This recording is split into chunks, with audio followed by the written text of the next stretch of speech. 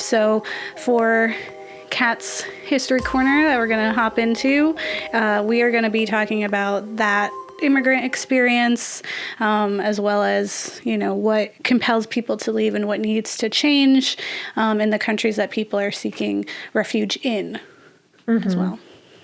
Yeah, so like usual, our media is saying something. Like His House is a film focused on a couple from war-torn South Sudan and their journey to England.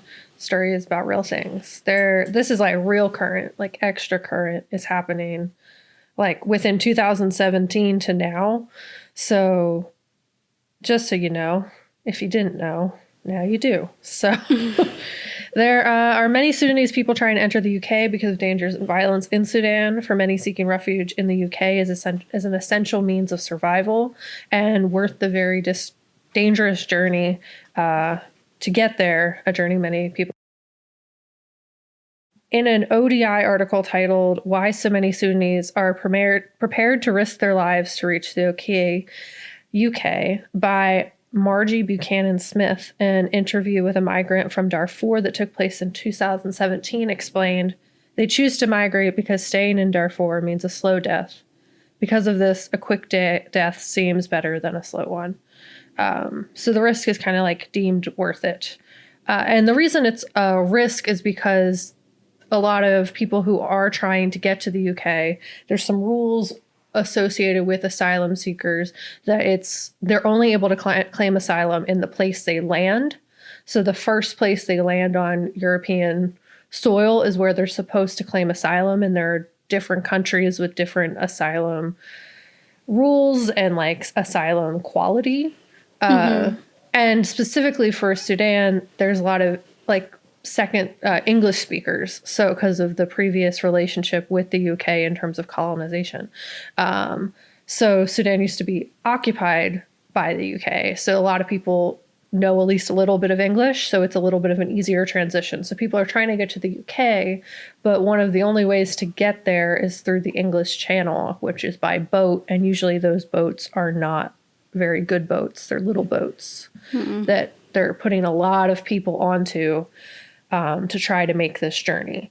Whereas like if they landed in, say, France and then traveled up to UK and could still claim asylum where they wanted to within Europe, the journey would probably be slightly less dangerous. But because of like the rules and kind of strictness around this, wherever you land first is where you have to claim. A lot of people take riskier routes to get there. But why do people want to leave Sudan? I vaguely remember learning about the Darfur genocide when I was in high school. That's part of the reason. So specifically, I Googled something on Wikipedia, and it said in 2013, the United Nations estimated that 300,000 people had been killed during the genocide. In response, the Sudanese government claimed the number and the death was grossly inflated, but by 2015, it had estimated the death toll stood between 100,000 and 400,000. This was because of like basically war that was taking place. There was an agreement formed between the rebels and the government taking place in this war in 2011, but that did not end the danger. In addition to Darfur specifically being affected in Sudan, it kind of spread to areas surrounding Darfur, so in neighboring Kordofan and the Blue Nile state. So kind of if you would imagine like there is a lot of persecution and violence happening in Sudan, people are trying to escape that. It's a very valid and real reason to try to travel somewhere else and claim asylum. So in a study completed by Why So Many Sudanese Are Prepared to Risk Their Lives to Reach the UK article, they provided substantial evidence that there was persistent and systemic persecution, attack, arrest, and surveillance specifically of young men from regions of Sudan, especially if they were from an ethnic group associated with the rebellion against the former dictator, President Bashir.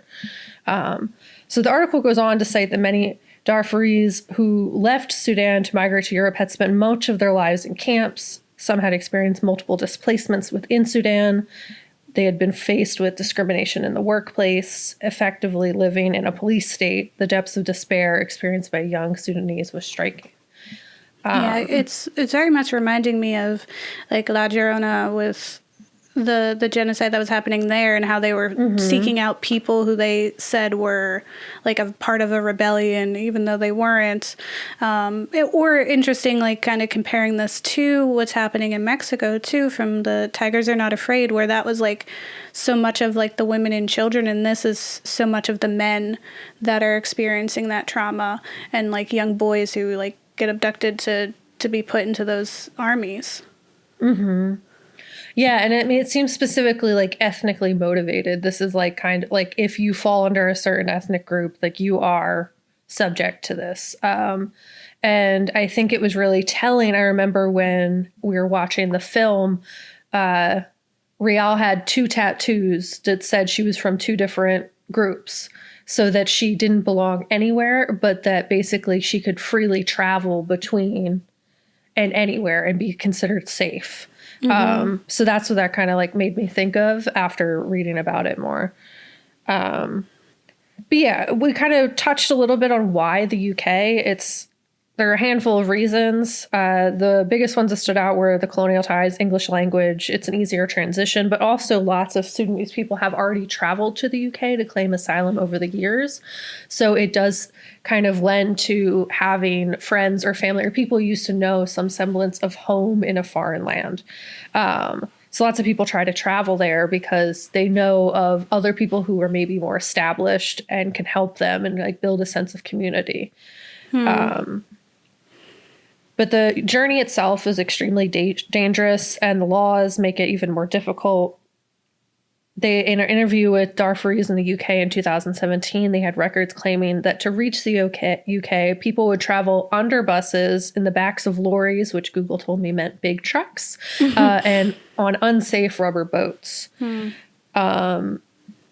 I know we get a lot of glimpses into the journey over in terms of boat travel. And I remember when watching, since I was not yet, educated on I was like wondering like why boat travel was a specific route that seemed to be highlighted.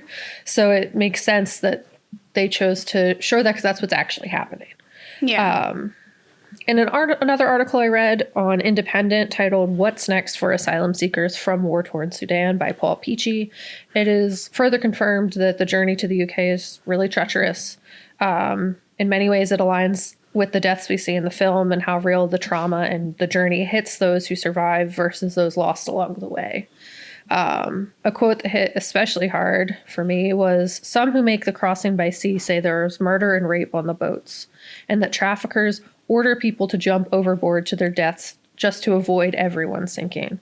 We've spoken to some who've clung to the bottom of trucks, paying traffickers the last of their money to risk their lives to make the trip. Having faced all that, it's awful that they're treated like criminals here, and their claims for asylum are distrusted." So we kind of see this in the film when they first arrive, where they're in a detention center. Those detention centers are real. Yeah. They're kept in hostile, conditions where it's like this kind of pre-housing where everyone's kind of in one place.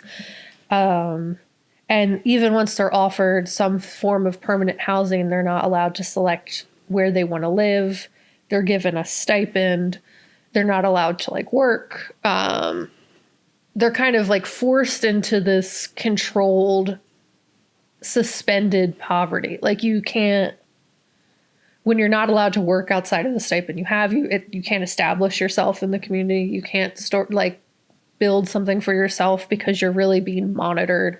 Not, I guess, the same as it would be to be in a police state, but you're being monitored as if you're criminals and you're really just seeking help.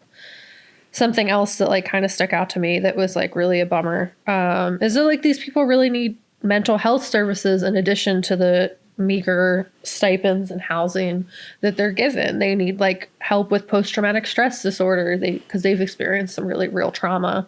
And instead of looking at them when they're experiencing this trauma and experiencing this post-traumatic stress, there's this criminalization of them, this feeling that they're taking advantage, or there's distrust of them because there's always been a mental health stigma, but it especially, I guess, because there's this feeling that there's a drain on the resources that are available. deeply rooted probably in racism as well.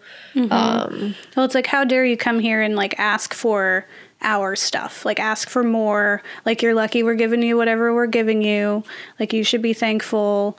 What's wild is no one owns anything. The planet belongs to everyone. Yeah. Before money existed, you just like stuff was free. Like you didn't have to pay for the spot of land that you owned.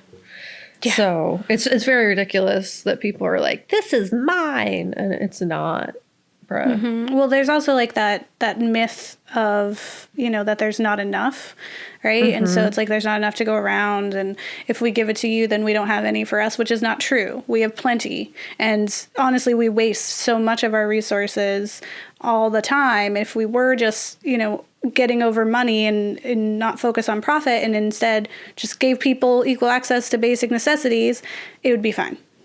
Yeah. I mean, it's this kind of like what we were saying in previous episodes, this inherent like human are trash, people are trash element of self-preservation, and just being very like inherently selfish, because they think it's like the means of survival, when, you know, if a lot of people are purposely undereducated, like people don't educate their population, so they don't realize what's happening. But in another article on the BBC titled Migrant Crossing, What Happens to Migrants Who Reach the UK by Alice Aiken, it goes through some of the struggles asylum seekers face. I mentioned some of them, but the amount of money that they're given and they're not allowed to work is ridiculous. So they are given £37.75 per week per household member, which translates to about $51.77 US dollars per week. So like, that is very little money. Yeah. Like, if you lost like all your belongings on the journey over, etc., like you don't have the basic necessities and you're given such a small amount and not able to work to get more or given more, considering like all of the things that these people have gone through to get here, to still be kind of in this like suspended state of reality that's just kind of like this awful cage. Yeah, and it's like there's also this really like sad. dichotomous like expectation of them, where they're like, you have to be an upstanding like citizen and you're one of the good ones, so like behave and like fight for your right to exist here, but also like you can't go out and work, you have to live in this one little place, like you aren't a citizen. So it's just like, how can they act or, you know, live up to the expectations of being a citizen when you're not giving them the opportunity to do so, and instead you're setting them up for failure and then being like, oh look, see, it just doesn't work out, we tried. Yeah, and there's this super gross of like basically trying to like get them to assimilate to British culture or UK culture that's like very gross, inherently racist, and like very much just like these people had lives before they came here. They should be able to hang on to their language and culture. That's like something that's important to them. It's not their fault that they had to make this journey. If anything, there's some information in terms of like the UK's involvement in Sudan specifically because of previously colonizing it, and also because of the United Nations was in some involvement as well, in trying to like assist with the genocide, but they have recently pulled out a lot of their supports too. So it's kind of like you set this up for people to be in need, essentially.